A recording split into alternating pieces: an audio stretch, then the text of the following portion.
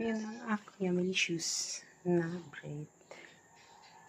Ayan. Nilagyan ko yan ng carrot, ng onion leaves, tsaka nilagyan ko ng cheese streusel.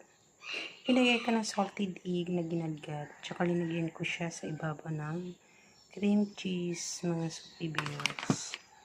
Dito naman tayo sa niluto ko sa llanera. Nalutuan ng leche plan. Ito naman yung sa lutuan ng ensaymada. Ayan, delicious ang aking bread, mga soupy-beers. Ayan. Delicious. Savory bread. Wala pong palaman yan, sa ibabaw lang yan.